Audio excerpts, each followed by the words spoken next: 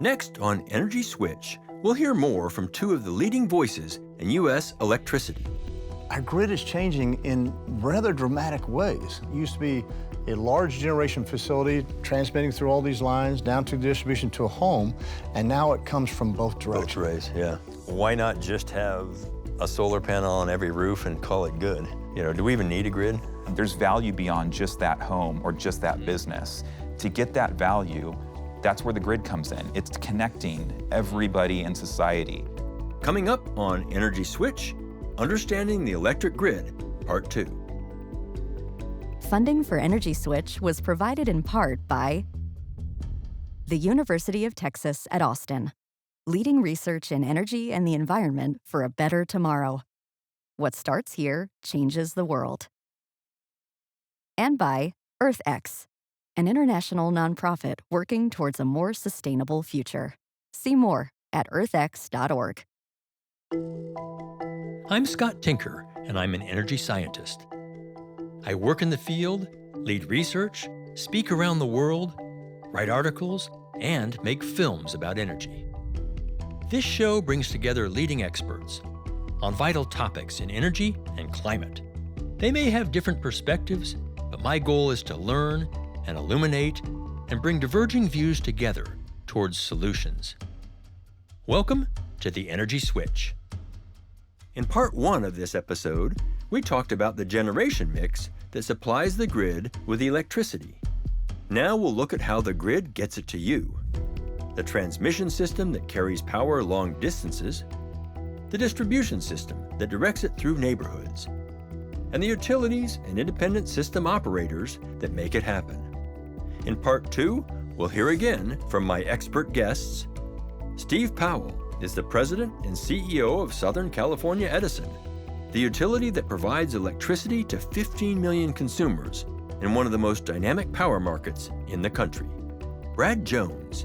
At the time of this interview, he was acting CEO of ERCOT, who operates the Texas grid to bring electricity to 25 million people. Before that, he led the electricity operator for New York State. Next on Energy Switch, Understanding the Electric Grid, Part 2. How does electricity actually go from where it's generated, whether it's a wind turbine or a power plant, to me? Do we even need a grid? Absolutely. The generators are all over the state, wherever you're at. They might be out in the desert, they might be up in the hills, they're all over. And so from the generation, you transmit it first by high voltage power lines. These are the really big towers that people see, kind of if they... 345 kilovolt. Yeah, 500 kV, 345 kilovolt. Yeah. That carries it the long distances. And then it gets to a substation that transforms it to a lower voltage, and that's where the distribution system takes over. And the distribution system, you might see, these are the wooden poles in a lot of cases. Some have other type, but the wooden poles that then go through neighborhoods. Mm-hmm. And that's at a lower voltage, and it comes through those distribution lines, and then ultimately it gets into the neighborhood, and there's transformers that bring it down to the homes and businesses. Okay, so almost like a interstate highway, and then a state highway, and then a county road, and then my gravel road, my driveway. Make it sound so simple. Yeah, it is. It's so easy. Why not just have a solar panel on every roof and call it good? Well, solar's only available during the day. Well, then why couldn't I add a battery? Because the size of the battery you would need to ride through a week, Right. of no solar is cost prohibitive. The size of your garage. As you start putting those resources on, there's value beyond just that home or just that business. To get that value, that's where the grid comes in. It's connecting everybody in society. And you get value by then, if you've got some extra resource, you can sell it into that market. We've got to build out the capability to be able to sell all of that and orchestrate that. Right. That's when I talk about the reimagined grid and grid modernization. That's what it's really about, Right. and the value that we'll be able to extract. That's a great description. I have my own vegetable garden, but it doesn't mean I don't need a store. Right? Exactly. So who controls the grid? So in Texas, it's ERCOT, which is an independent system operator. I'd say 75% of the country is covered by an independent system operator. Right. And the idea behind an ISO is simply to take the decision-making out of the hands of those parties that are interested in making money. Right. Have an independent authority that will make a decision which generator is the cheapest to use at any one time. and to make those decisions and select those generators. And by separating them in an independent organization, it creates that non-biased and fair opportunity for all. Yeah. Interesting. And when you say who really controls the grid, Right. Brad, your answer was the bulk system, the transmission level system. But the grid is not just the transmission system, it's the distribution system as well. Today, the utilities own the distribution and we operate the distribution. It's getting more complex. And to be able to integrate the solar and the storage and manage electric vehicle charging, you need better visibility into the system than we've ever had before, which means that we're investing in sensors so that we can see what's happening more locally than we were able to see before. You need really high-speed communications because you've got to take that information to places where it can be processed. You need automation as well as the optimization tools because you're going to have to start providing price signals and know who's ramping up and down their charging and how are they using their batteries. All of that has to be built out at the distribution level to enable the use of these resources to get the most value out of them. Yeah. It's solar panels on rooftops, but it's beyond that. It's in Texas, there's a lot of natural gas-driven backup generation for a Walmart or a large big box store. Right. They'll often have a backup generator behind their facility that is able to produce for the grid. Yeah. And so to the degree that we can utilize those assets as well, better, Right. that creates more resources for the overall grid. Yeah, yeah. So our grid is changing in rather dramatic ways, and that in the past it used to be a large generation facility transmitting through all these lines down to the distribution to a home, and now it comes from both directions. Both ways, yeah. That's great. Our change in our operational techniques has been significant though, because to be able to see all those distributed generators, to know where they're operating, at what level of operation, and to know the capability of what they can offer into our grid is something that we are still expanding upon. Sure. You know, how do we price electricity? What actually drives the price I pay? In California, for a utility like us, all of the generation and the energy that we pay for is a straight pass-through, no markup. Customers just pay the cost of that. On the grid side, that's how we as a utility can earn our revenue or earn our profits. There's a certain amount that we invest of capital and to maintain and grow and expand the grid, and then we are able to earn have the right to earn a return on that. And so pay for the grid, pay for the generation, a little bit of margin, and for us, it's then regulated by our Public Utilities Commission. So is that what's called a capacity market, or is it kind of a hybrid? What is that? It's not a pure capacity market like they have in other parts of the nation. Utilities are required to go and get a certain amount of capacity to ensure that we have enough supply to meet our demand. And then we go procure contracts and sign up contracts for the resources that are out there. Okay. How about Texas pricing? Quite a bit different, in fact. From the customer side of things, 75% of Texas is fully competitive, meaning that they can shop around for their provider. And those deals are based upon how that retailer will acquire their generation, pay for their transmission, and whatever additional markup that they have in that offer. The other 25% of the state, though, is in a couple of large utilities that are run by a municipality. So Austin and San Antonio and Denton and a few others have a municipal electric system that will establish their rates based upon their own individual rules. The energy itself, though, in Texas is fully competitive. So all energy fights with one another to get the lowest price.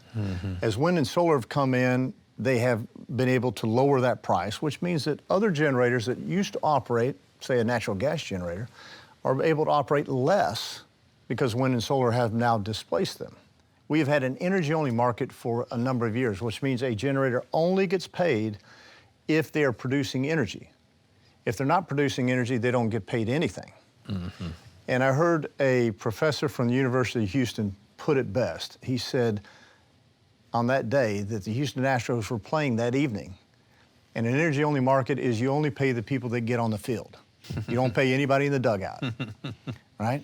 Well, you know that eventually you won't have anybody left on the bench. Right. And so we have to address that issue as we invite more wind and solar into our market. We know energy prices should arguably come down because of those additional resources. But we have to make sure that we retain those other resources and attract new ones for our growing market that can meet our loads whenever it's both dark and still. You know, we hear a lot about LCOE, the levelized cost of electricity or energy. My understanding is that's at the plant gate, that's the bus bar. To get it from there to me, I have to have these other things, the batteries, the power, the natural gas load followers, maybe hydro.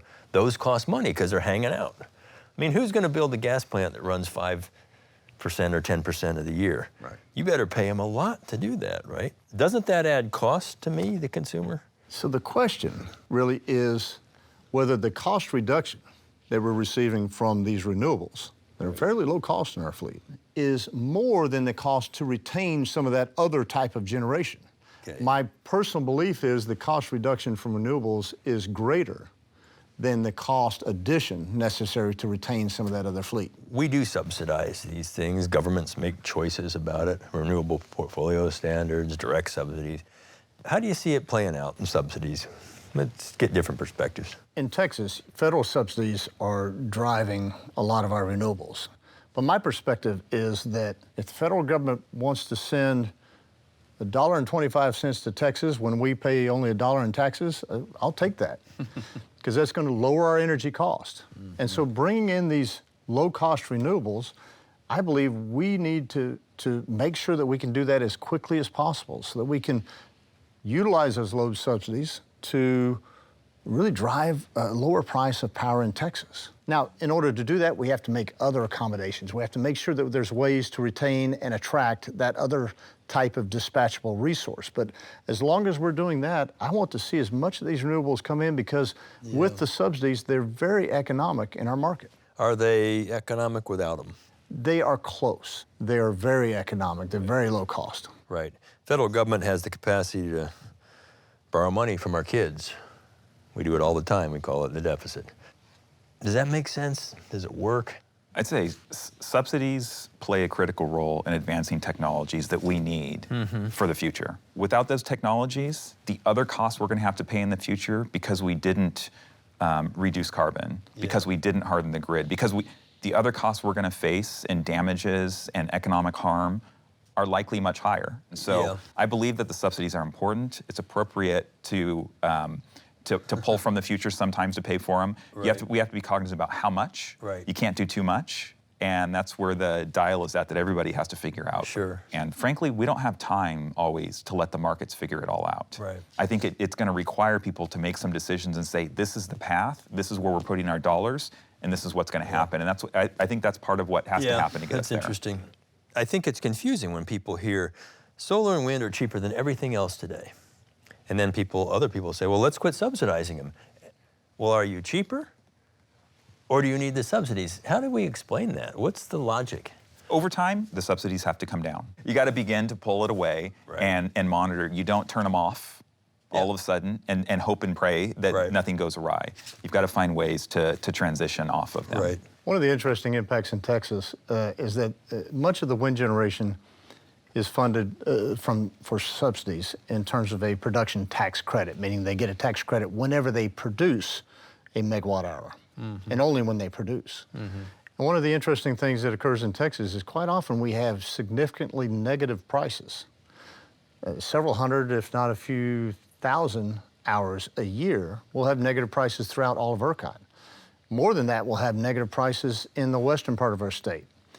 And those prices mean that consumers, it's hard to wrap your head around it, but consumers get paid to consume because there's so much wind that wants to generate to get the tax credit, they're willing to pay to generate. Yeah, that's when you make Bitcoin. And that's really where Bitcoin is coming to Texas. They see that opportunity out in the western part of our state.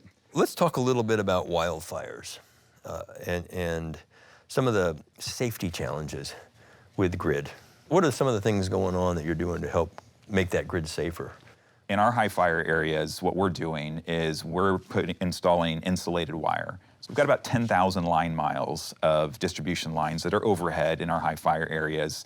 A third of beyond that is already undergrounded. Instead of that bare wire, we're installing this, what we call covered conductor. Okay. And that's because most of the ignitions that happen from our system are from something coming into contact with the line. We've already covered about a third of the lines in high fire areas. We expect to be two-thirds done over the next 2 to 3 years. Right. And just that, plus the other things we've done around tighter inspections, vegetation management, use of what we call our public safety power shutoff. When the conditions get really rough, we may proactively turn the power off. We have to educate customers, work with them. But that portfolio, we believe we've already reduced the risk of major fires coming from our system by 2/3 since 2018. Right.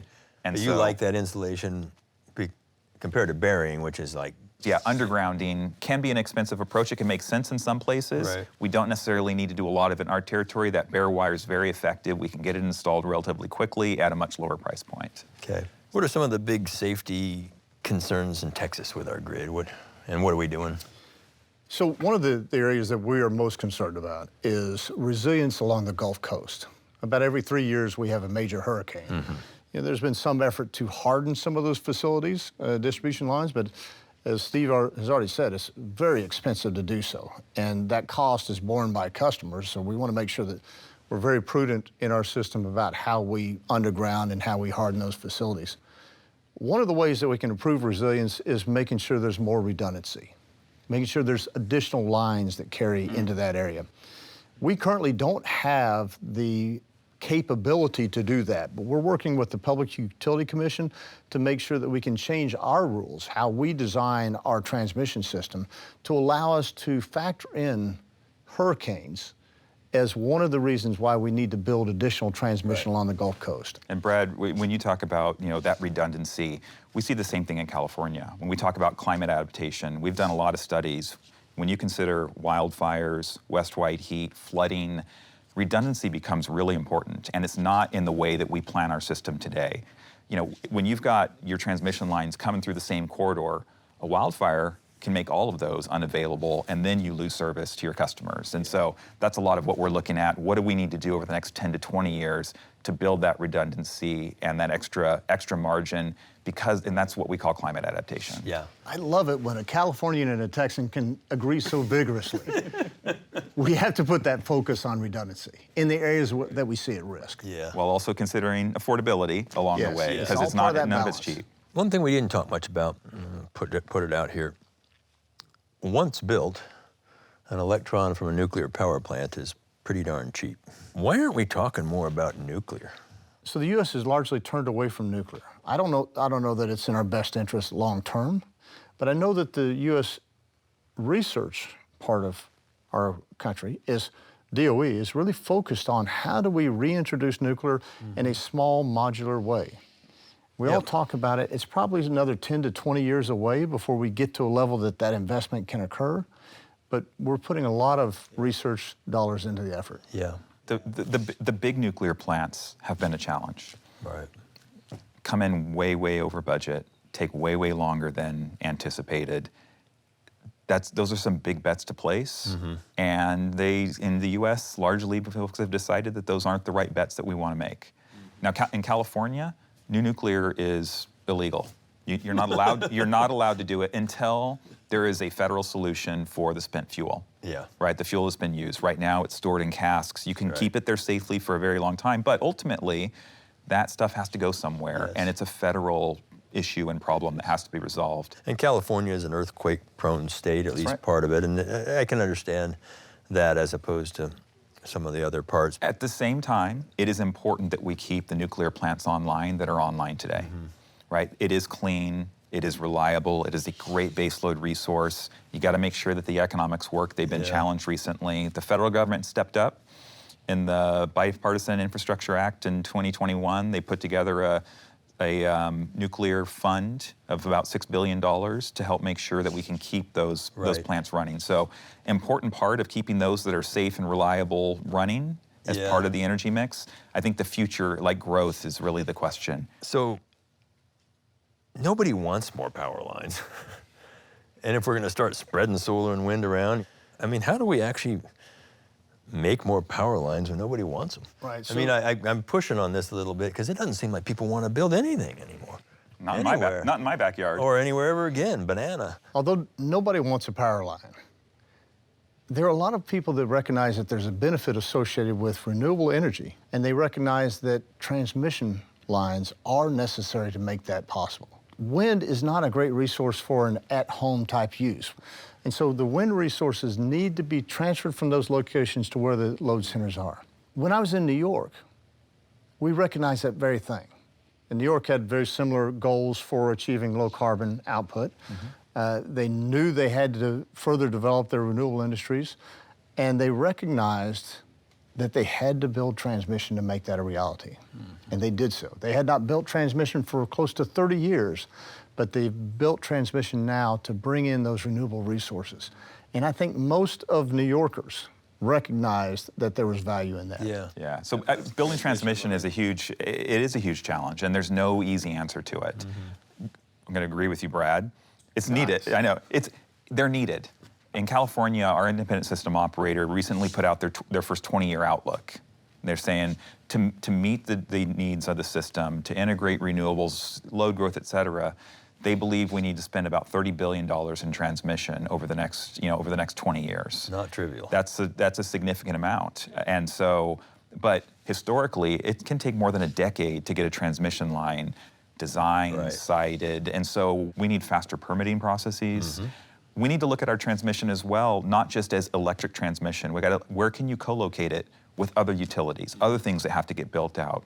How do you make the best usage of corridors in the system so that you can minimize the amount of visual obstruction, of land use? So we know the stuff has to get built. We have to do it in the smartest way. That takes better planning, foresight, and then you're going to have to get the resources to help build it. But the local community engagement, the education, that's a really important part, because communities stand in the way of these getting built all the time. And to be real clear, this big transmission, you can't underground huge swaths of large transmission. It is extremely cost prohibitive. It will not work. All right, so here's your chance. The ideal grid of the future. What's it look like? Got to have low emissions. Absolutely. Flexible, and it's got to be resilient. And with resiliency comes reliability. Those are the objective functions. Clean side, it's going to depend on where you're at, but a whole lot more renewables, whatever's available, combined with storage to back it up, demand flexibility from customers. In the future, figuring out things like carbon capture and sequestration could help have clean with those renewables. Carbon capture off of thermal. Off of thermal. Okay. That's right. The resilient and reliable. We've got to harden the system. You got to balance it with affordability. But I talked about with wildfires, it's driving us to install covered conductor or insulated wire in parts of our system. And then the flexibility, right? That really gets to all of this has to be able to handle intermittent resources at the bulk power level, intermittent resources and electrification at the local level. That's what needs to happen in California and in many parts of the United States. Sounds expensive. California's decided, and we believe carbon neutrality by 2045 needs to happen. This is the lowest cost way. And again, you have to look at it not just in the cost of the electricity. It's electricity plus gasoline and natural gas. And you see a lot less gasoline usage. Natural gas usage we expect would come down by 50%. So when you look at the total energy picture, we believe that it will actually reduce energy costs for customers by the time you get to 2045. Good. We've used an acronym which is called CARE, which is clean, affordable, reliable electricity. All those elements are important. We've now reordered R to the front. So reliability, we want to make sure that we're focused on that. That's a key to all customers' experience. We want to make sure that they have the power they need when they need it. But once the reliability is solved, we have to keep focused on affordability. We can't give up on that, because that goes to all consumers, but certainly to that consumer group at that last portion of our economy that is already struggling. We have to keep it affordable. And we do want to focus on clean, and we have done that. And that's why we're utilizing the wind and solar resources to help us to keep our market clean. So I don't think it changes in the future. It may change where the resources come from. It may change how we allocate some of our investment, but those elements will still be our focus into the future. Great conversations. It's been a pleasure. Texas and California, I love that. It's always fun. Similarities, differences. I keep giving him shots, but nothing. I'm not getting anything back. I'm just focused on solutions. Just trying to figure out how to fix stuff. So much more we could talk about. I want to thank you both for being here. Your candor, your insights. Thanks for taking the time. Appreciate it. Regarding transmission, everyone needs power lines, but nobody wants them on their property. This makes it hard to site new ones. California needs $30 billion in new lines, and both states need to make lines that are susceptible to fire and storms more resilient. Distribution systems now have to go two ways, taking electricity to the customer and carrying it back, from on-home solar systems and commercial gas and diesel backup generators. Both leaders said the ideal grid of the future would be lower carbon, more affordable, and more reliable. But both agreed that would be expensive. They'd be happy to take federal subsidies to achieve this, though both agreed subsidies should eventually be phased out.